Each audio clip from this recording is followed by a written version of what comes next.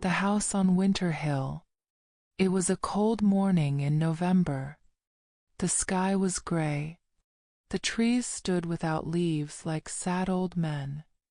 Anna Petrov sat at her small kitchen table drinking tea. She was alone as usual. The small house was quiet. Anna was 42 years old. Her husband, Pavel, died 5 years ago. They had no children. Since his death, Anna lived alone in this house near the edge of a small Russian town. She didn't talk much to her neighbors. She worked at the library and came home every evening. That was her life, simple, quiet, a little sad. Then, one day, everything changed. Anna found a letter in her mailbox. It had no stamp and no return address. The envelope was thick and old. The paper was yellow and the ink was dark red. Her name was written on it in a strange handwriting. She opened the letter. Dear Anna, you do not know me, but I knew your grandmother.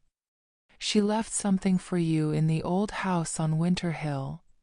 You must go there now. The house is waiting. There was no signature. Anna's hands shook. Her grandmother? She died many years ago, before Anna was born. Her parents never spoke about her. They said she was strange. Some said she lived alone in the forest, in a house with black windows and wild gardens. People whispered about her, but no one knew the truth. Anna put the letter down. She felt cold even though the fire was burning. She looked out the window. The forest was far away, but she could almost see it. Winter Hill was just beyond the trees. Her heart beat faster. She did not believe in ghosts. She did not believe in magic. But something in the letter called to her. It felt old, real, heavy like memory. She packed a small bag. Some clothes, a flashlight, a book, and the letter. Before she left, she looked around her small house. It was warm, safe, and silent. But she knew she could not stay. She closed the door behind her. The road to Winter Hill was long and quiet. Snow started to fall. The forest on both sides of the road seemed alive. Anna felt like someone was watching her. But she walked on. After 2 hours she saw it, the house. It stood alone on the hill, dark and tall. The windows were black. The door was open just a little. Anna stopped. She was not sure if she should go inside. But the letter said the house was waiting. So she stepped in. Anna stepped into the house. The door creaked behind her and then closed on its own. A wind passed through the hall like a whisper. The air inside smelled of old wood, dust, and something sweet, like flowers that died a long time ago. She stood still. The house was quiet. No sound. No voices. Only her heartbeat in her ears. The floor under her feet was dark wood, cold but strong.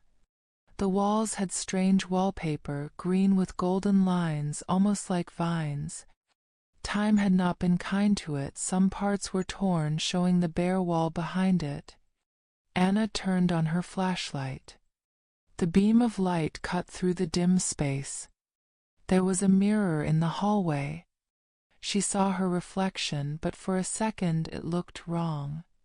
Her face, but older. Her eyes, but sadder. She blinked. The mirror was normal again. Just the light, she whispered to herself, but her voice didn't sound strong. To the right there was a door. It was half open. She pushed it gently. Inside was a small room. There was a round table, 2 chairs, and a cold fireplace. On the table sat a silver teapot. It was clean, shiny, even though everything else was dusty. Someone had used it recently. Anna's eyes moved to the chair. There was a red shawl hanging over the back. It looked soft and warm. She touched it. A memory came. She had seen a photo once, a very old photo. A woman with sharp eyes and long black hair wore this same shawl. Her mother told her it was Anna's grandmother. "Don't ask about her," her mother had said. "She lived far from people. She was different." Anna sat in the chair. The room felt heavy, like the walls were listening. Suddenly the teapot shook. Just a little. Anna stood up fast. Her hands were cold. Then she heard a sound, tap, tap, tap, like footsteps above her. Slow, soft, careful. Someone was upstairs. She looked at the ceiling. The sound stopped. Silence again. Anna walked back into the hall. She looked up the staircase. It was dark. The steps looked strong but old. She took one step up. It made a soft groan. Then another. And another. She reached the top. The hallway upstairs was darker. The wallpaper here was red, with black shapes like birds or leaves. There were 3 doors. One at the end and 2 on each side. Anna felt pulled toward the one at the end. She opened it. Inside was a bedroom. A large bed with thick covers. A small table with a book. And on the wall many photos. Black and white. Faces she did not know. And one photo of a little girl. Anna stepped closer. The girl had her eyes. Her face. It was her. But it couldn't be. This photo was old, too old. She turned around quickly, breathing fast. Then she saw it, a message written on the mirror in the corner. In the same red ink as the letter. "The house remembers." Anna stared at the mirror. The house remembers. The letters looked fresh, like someone had just written them. She touched the glass. The red ink was cold like blood on snow. "Who did this?" she whispered. No answer. Only her voice and the wind outside. She looked back at the photo of the little girl, the girl who looked like her. She picked it up. On the back was something written in soft pencil. Anya, age 5. For her mother with love. E. Anya, she said out loud. That was her name in childhood. Only her grandmother had called her that in the stories her father used to tell before he stopped talking about the past. Who was E? Anna's mind was full of questions. But she knew one thing: this house was not just old wood and stone. It held stories. And it knew hers. She put the photo in her bag. Then she looked at the book on the table. It was a journal bound in black leather. The pages were yellow, soft, full of a woman's handwriting, looped, sharp, and neat. She turned to the first page. October 12th. The trees speak again. They whisper of storms, of strangers coming. I feel her near, the child born from my child. The circle is not broken, after all. Anna closed the book. Her fingers were cold. What did it mean? The child born from my child. That must be her. She was the granddaughter. And her grandmother had been waiting.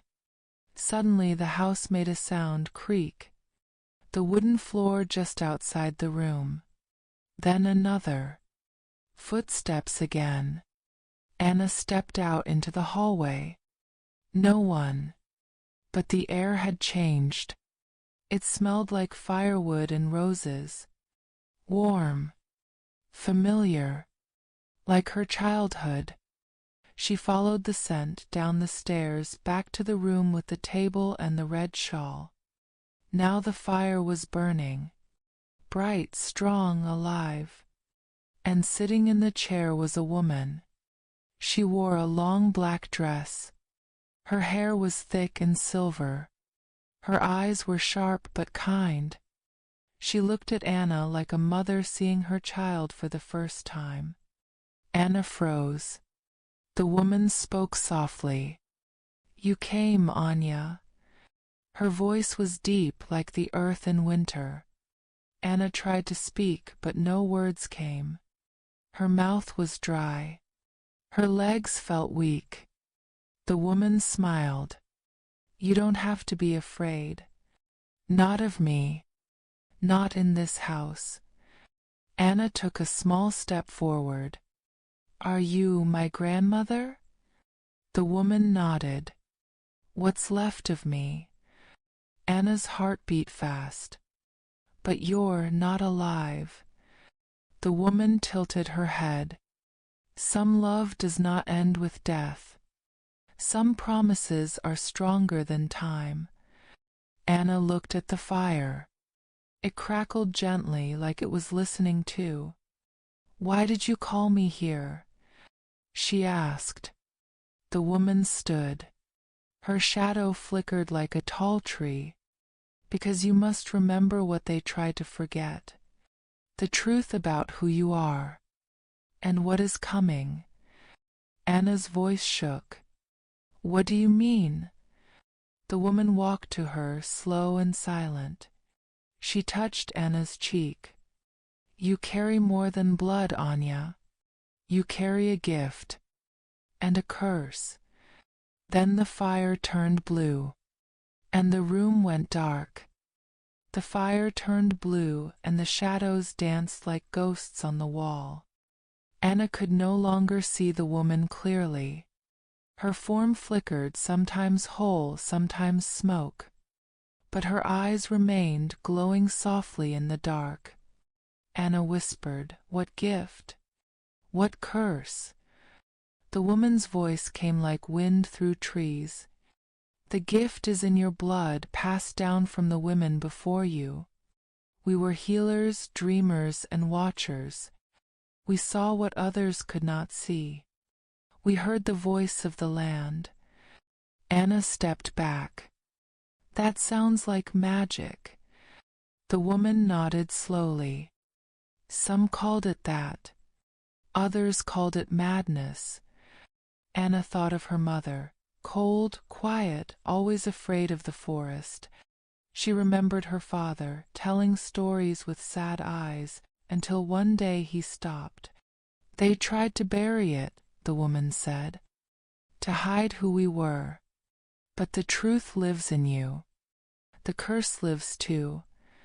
Anna felt something behind her, like a hand brushing her neck. She turned quickly. No one was there. But the shadows moved. "What is the curse?" she asked, her voice small. The woman grew still. "It is the hunger that follows the gift. The cost of seeing too much. Some in our family used it for good. Others did not. The house remembers them all." Anna sat down in the chair. Her hands shook. "Why now? Why bring me here?" The woman looked at her with sorrow. "Because something is waking. It walks again in the forest. It feeds on silence and forgetting. And you are the last." "The last what?" "The last who can stop it." Anna looked into the fire. The blue flames began to change, showing shapes, trees shaking in the wind, a figure with no face, eyes glowing in the dark. Then the vision faded. The woman's voice became soft. "This house stands on a place of power. It is not just walls and wood. It is a door. If the door opens and no one stands guard, the dark will come in. Anna took a deep breath. What must I do? The woman smiled sadly. You must stay. You must learn. You must remember. But I don't know anything. I don't even know you. You will, said the woman. You must. Then her form began to fade again. Her body turned to smoke, then to light. Before she disappeared completely, she whispered, Go to the root cellar. The truth begins below. And then she was gone. The fire returned to red.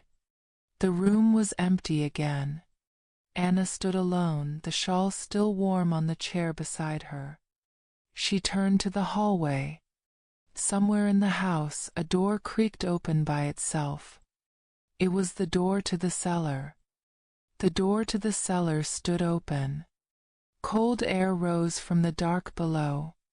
It smelled like wet stone, old earth, and something deeper, like time had rotted but never died. Anna stood at the top of the stairs. Her flashlight flickered once, then held steady. Each step down felt longer than the last. The wood creaked under her weight. Cobwebs brushed her face. The air was thick and her breath came out in clouds. But still she went down. At the bottom, her light touched stone walls. The cellar was wide and round, built like an old well. The walls were covered in strange markings, circles, lines, symbols like eyes and roots. Some had been carved deep. Others were written in the same dark red ink as the letter. In the center of the floor was a wooden trapdoor, square and heavy, with a metal ring. Anna's heart beat fast. She felt it again, that presence. Like someone was watching from the shadows. But no one was there. She knelt by the trapdoor and pulled it open. Below was not more cellar. Not storage. Not dirt. Below was a spiral staircase made of stone going deeper into the ground. Her flashlight flickered again. I should go back, she whispered. This is crazy. But her hand held the light firm. She stepped down. The spiral stairs twisted like the inside of a shell. The deeper she went, the quieter the world became. She could no longer hear the wind, not even her own footsteps. Then she reached the bottom. There was a small room round like the one above, but this one was filled with roots. Thick, dark roots growing through the stone, pulsing like veins. They came from the ground, the ceiling, the walls. In the center of the room stood a stone table. On it, a single object, a small wooden box. Anna walked slowly to the table. Her breath sounded loud in this place. The box was carved with the same symbols as the walls. She touched it, and it felt warm. When she opened it, inside was a small silver bell. It was delicate but heavy in her hand, and under the bell a piece of folded paper. She opened it. When the dead forget, they sleep. When the living forget, they break. Ring the bell only when you are ready to see. Anna stared at the bell. It did not look magical. It looked like something a child might use in a game. But in her hand it began to hum. Suddenly the roots around her moved. Just slightly. Like they were listening. Or waking. The stone beneath her feet grew warm. And she heard something above, footsteps not her own. Someone was in the house. And they were not here to help. Anna stood in the root chamber holding the silver bell. It hummed quietly in her hand, warm like breath, soft like a warning. The sound of footsteps above was getting louder, slow, heavy, full of purpose. not like someone walking, more like something hunting. Anna quickly put the bell and the note back into the box and closed it. The roots in the walls twitched again, as if feeling the same fear she felt. She turned to the stone staircase and started up. The steps seemed longer now, the air heavier. The light of her flashlight grew weaker with each turn. Finally, she reached the cellar. But the door at the top, the one that had opened by itself, was now closed. And something was standing on the other side. She could hear it breathing. Slow. Wet. Not human. Anna didn't move. She held her breath. Then, scratch, scratch, nails, claws, something sharp dragged slowly across the door. She backed away. She remembered the bell. Ring the bell only when you are ready to see. But was she ready? The door creaked just a little. Anna took the bell out of the box. Her hand shook. She rang it, ting, a soft, clear sound like wind over glass. The cellar changed. Everything became still. The air grew light, almost golden. The roots stopped moving. Even the fear inside her paused. And in front of her, the wall to the left shimmered and disappeared. Behind it was a hidden room. She stepped inside. This room was full of books, jars, herbs, and bones. A deep smell of earth, honey, and smoke filled the air. On a wooden desk sat another photo, her mother as a child sitting on her grandmother's lap. They were smiling. So they had known each other. Loved each other. That wasn't what her mother told her. And on the desk was another letter. It had her name. Anna. She opened it with shaking hands. If you are reading this, then I am truly gone. I tried to protect you from the truth, as your mother tried to protect herself. But the dark thing in the woods has waited long enough. It is hungry again.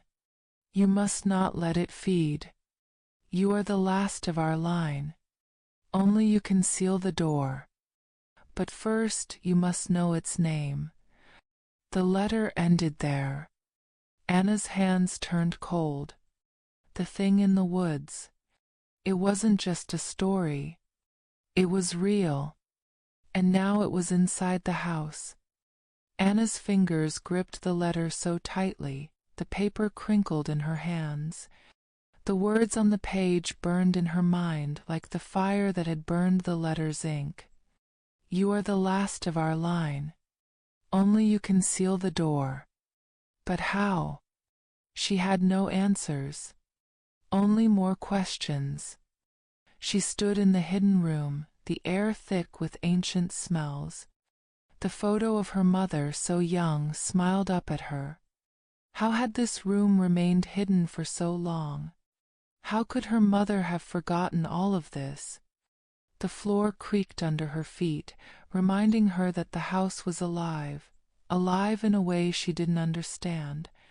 She had known something was wrong from the moment she entered, but now the feeling was suffocating. She could hear the thing again, tap, its slow steps echoing from somewhere below. It was still there, waiting. She left the hidden room and stepped back into the dark hallway. The cellar door was still closed, but she knew it wouldn't stay that way forever. The house was pulling her deeper. You must know its name. Anna closed her eyes, trying to recall everything her mother had said, or rather, everything her mother hadn't said. But the memories were lost, like smoke, fading before she could catch them. She walked back to the staircase, but before she could go down, something caught her eye, a flicker of movement in the corner of the hallway. She turned quickly. A figure. Tall, thin, its outline blurry in the dark. It was there for a moment, and then it was gone, leaving only the feeling of cold in its place. Anna's heart raced. That wasn't her grandmother. It wasn't anyone she knew. It was something else. Her flashlight flickered and the house grew darker. "Get out," a voice whispered. A voice that wasn't her own. The footsteps continued. Slow. Closer.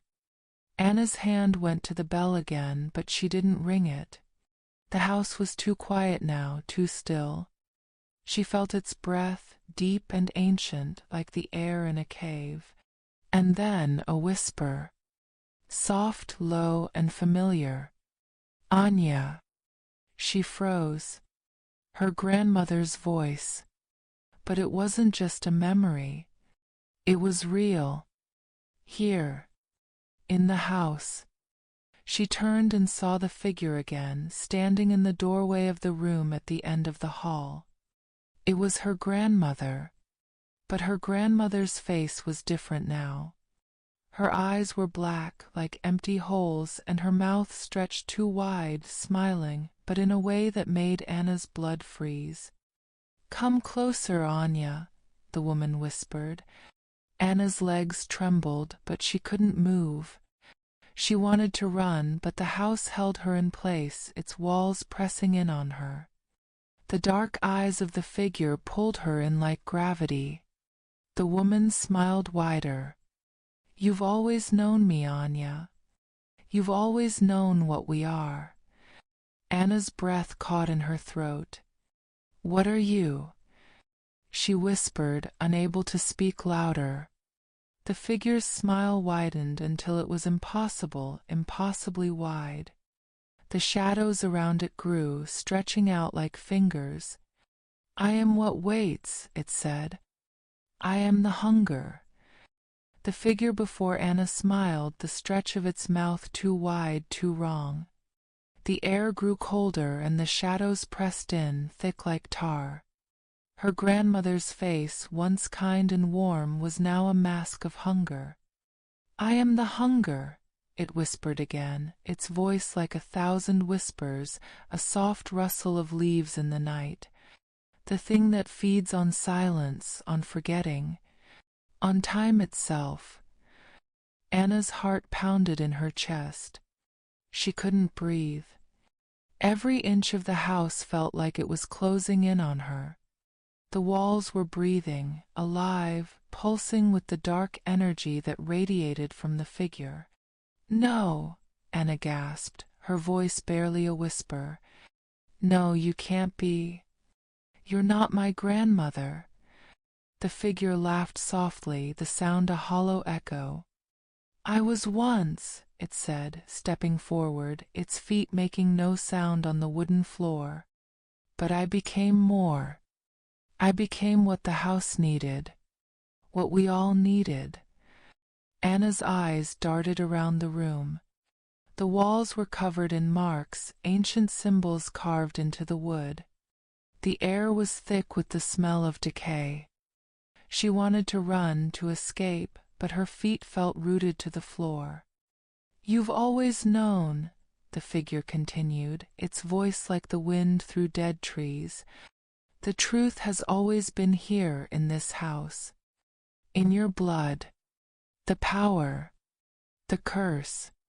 The gift." The bell in Anna's hand suddenly felt heavy, like it was burning her skin. She reached up to place it down on the table, but it was as if the bell wanted to ring. The cold energy around her grew stronger, and Anna felt an invisible pull, pulling her toward the figure. "You are the last," it said, its voice sharp now, like nails scraping stone. "The last to understand. The last to choose." Anna's head was spinning. She remembered the note, the letter, the warnings. She remembered her grandmother's words. "You must know its name." Her breath caught. The name. She looked into the black eyes of the figure. "What is its name?" she demanded, her voice rising with desperation. The figure's smile twisted, the blackness of its eyes growing deeper. "You already know, Anya," it said softly. The name is yours. It is the name you carry, the name that binds you to this place. A cold shiver ran down Anna's spine. Her grandmother had spoken of it, the thing that waited, the hunger that lived here in the house and in her. She felt a pull in her chest. Her blood, her name, the dark power that flowed through her. She remembered the story her father had told her long ago, the story her mother had denied. There is a thing in the forest. It is old, older than the world. It was born with the house, fed by the house, and it is always hungry. She had never understood what that meant until now. It was time. She had to face it. The name, she whispered. The figure leaned closer, and its smile stretched even further. Yes, Anya. Say it. Say the name. And she did. In a voice filled with both fear and resolve, Anna spoke the name. Wiesel. At the moment she spoke it, the house shook. The walls groaned, and the floor beneath her feet cracked open like the earth was splitting. The shadows grew deeper, darker, like they were alive, crawling toward her. A low, growling sound echoed from below, deep in the house. It was the hunger waking. No! Anna cried, her voice shaking. I won't let you. But the figure's laugh was too loud, too powerful. It filled the room, filling Anna's head with terrible images. The roots in the cellar, the ancient trees in the forest, the thing that had fed on generations of her family. Her grandmother, twisted by time and hunger, was no longer her grandmother. She was part of the thing that had lived in the house, a servant to the darkness, a piece of the curse. You are too late, Anya, the figure said, its voice dripping with darkness. The door is open. The hunger is free. The walls of the house began to shift, and the shadows reached out, wrapping around her like cold hands. Anna turned to run, but her feet were frozen to the floor. She could hear it now. Footsteps, claws dragging across the wood, a growling, hungry sound. The thing was coming for her. And then she saw it. A dark shape moving through the hallway. A figure with no face, with glowing eyes, its mouth open wide in a silent scream. The hunger was here. The creature, Wiesel, moved silently down the hallway toward her. It was a shape made of shadow and hunger, its body twisted like an old tree, stretching too tall and too wide. Its glowing eyes burned into Anna's soul, pulling at her, drawing her in. Anna tried to move, to scream, but her feet were still frozen to the floor. The house was alive, and it had her. She was trapped, a part of the curse now. The walls were closing in, the shadows thickening, pulling at her like they wanted to swallow her whole. You are mine, the creature whispered in a voice that was not a voice, but a feeling, a dark presence that slithered into her thoughts, into her bones. You belong here, Anya. Her heart raced, but her body felt heavier by the second. The roots of the house had taken root in her very soul. No, Anna whispered, her voice trembling. No, I won't. But even as she spoke, she knew the truth. It was too late to run. The door had been opened. The hunger was free, and it was pulling her closer, drawing her into its eternal night. She looked down at her hand, still clutching the silver bell. It hummed again, as if it knew what she had to do. The bell's warmth filled her palm, a strange kind of comfort and terror all at once. It was her only hope. Her grandmother's voice echoed in her mind like a distant whisper. Ring the bell only when you are ready to see. She knew now. The bell wasn't just a warning, it was the key. The bell could stop the hunger, but it would come at a price. She would have to see everything. All of it. The truth about the house, about her family, about the things she had unleashed. With trembling fingers, Anna raised the bell. The shadows recoiled, as if the bell was a weapon, a light in the darkness. The hunger had been here too long. It had fed for too many years. Anna closed her eyes. And then she rang the bell. The sound of the bell cut through the air, sharp and clear, like the ringing of a bell in a distant tower. It echoed through the house, through the very earth beneath her feet. And as the sound filled the house, something changed. The shadows flickered, then froze. The walls groaned. Wiesel screamed. The creature shrieked, a horrible, unearthly sound like the cry of something torn between life and death. It tried to move, to attack, but the bell's sound held it in place, trapped in the space between worlds. Anna's heart pounded in her chest as the room spun, the house shaking around her. The walls buckled, the floor cracked, and the shadows twisted like angry snakes. She could feel the house screaming with it, ancient, aching, alive with a hunger that would never be satisfied. But she couldn't stop now. The bell's sound filled every corner of the house, growing louder, clearer. It was pushing the darkness back. She could feel the roots pulling at her, the house fighting against her, but she held the bell steady. She would not let it win. Suddenly, the shadows exploded in all directions, the creature's scream echoing louder than before. Wiesel's form began to unravel, twisting and bending, its body dissolving into mist. The house shook violently, the walls cracking and splintering. Then, with one final deafening crack, the house groaned and fell silent. The air grew still. Anna opened her eyes. The creature was gone. The shadows were gone. The house was still. Anna's body collapsed to the floor, exhaustion flooding her limbs. She could barely breathe, her head spinning. The bell had stopped ringing, and the air felt empty, emptier than she had ever felt in her life. The weight that had pressed on her shoulders, on her heart, for so long was gone. But the silence was deafening.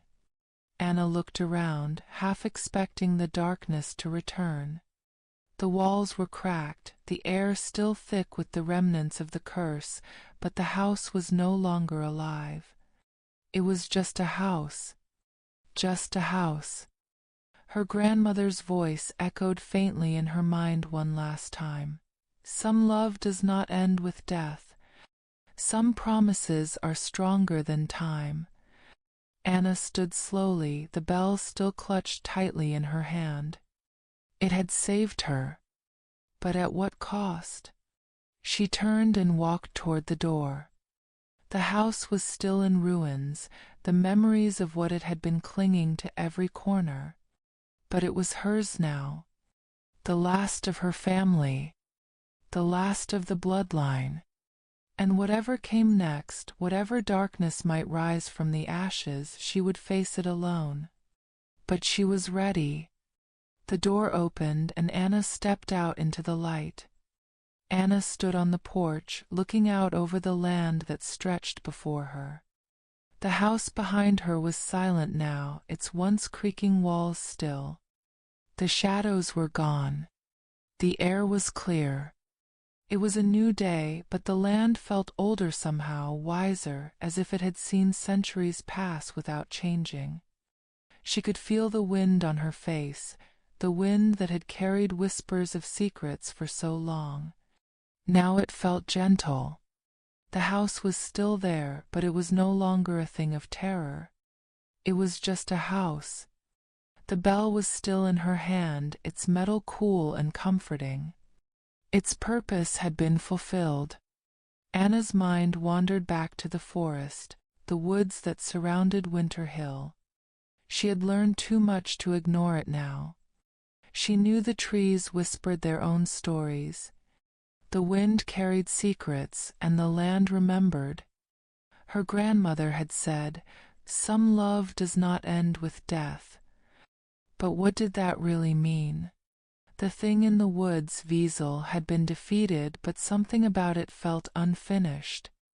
There were still pieces of the puzzle left to put together. She thought about the dream she'd had, just before the bell had rung, the vision of the trees, the roots, the dark figure standing at the edge of the forest, waiting. The house was free of its curse, but the land itself still carried the weight of what had been done. The hunger hadn't gone away. It had just been sealed, stopped for now. But who could say how long before something new would stir in the depths of the earth?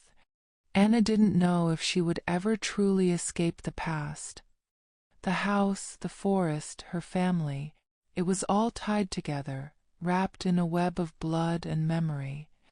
The bell had sealed the door, but it had also opened her eyes to a truth she could never forget. She looked out at the horizon, where the first light of morning touched the dark hills. The past was gone, but its shadow would always linger in the corners of her mind, in the soil beneath her feet, in the trees she had yet to truly understand. And she would watch. She would remember, because that was the gift and the curse. To know, to see what others could not. The house on Winter Hill stood behind her, still and silent. But Anna knew that it wasn't just a house anymore. It was a monument to a past that couldn't be erased, a warning, a place of power that had been and would always be a part of her. But it was her choice now, to walk away or to stay. She turned toward the path that led into the forest. The wind tugged at her hair, and for a moment she felt like she was walking into a new chapter of her life, a life that was her own. The hunger may have been sealed, but the land would always be hungry for the truth. And Anna now would carry that truth with her,